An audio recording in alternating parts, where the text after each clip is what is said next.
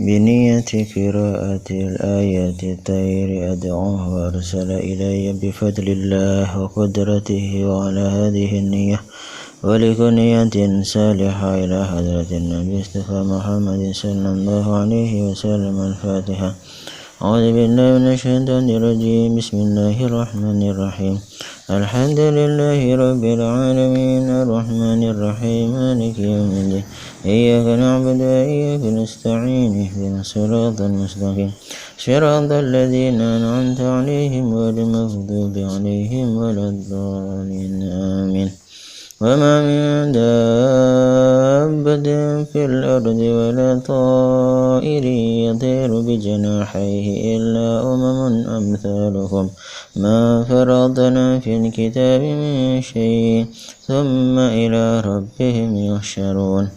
ألم يروا إلى الطير مسخرات في جو السماء ما يمسكهن إلا الله إن في ذلك لآيات لقوم يؤمنون. ففهمناها سليمان وكلنا آتيناه حكما وعلما وسخرنا مع داود الجبال يسبحن والطير وكنا فاعلين. وورث سليمان داود وقال يا أيها الناس علمنا منطق الطير وأوتينا من كل شيء إن هذا لهو الفضل المبين. وحشر سليمان جنوده من الجن والإنس والطير فهم يوزعون. وتقدف الطير فقال ما لي لا أرى الهدهد أم كان من الغائبين.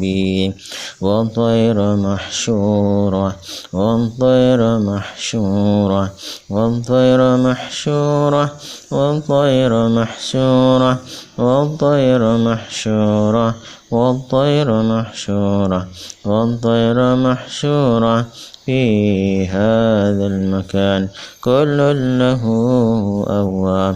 وأرسل عليهم طيرا أبابيل وأرسل عليهم طيرا أبابيل وأرسل عليهم طيرا أبابيل وأرسل عليهم طيرا أبابيل وأرسل عليهم طيرا أبابيل وأرسل عليهم طيرا أبابيل وأرسل عليهم طيرا أبابيل وأرسل عليهم طيرا أبابيل. Ya Allah, kirimlah semua burung walet menuju ke tempat ini, berkumpul dan bersarang di sini atas izin-Mu ya Allah. Kirimlah semua burung walet menuju ke tempat ini, berkumpul dan bersarang di sini atas izin-Mu ya Allah.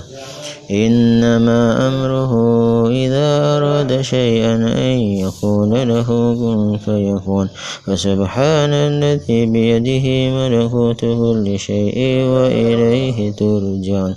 Falam taqtuluhum walakinna Allaha qatalahum wa ma ramaita idh ramaita walakinna Allaha ramah.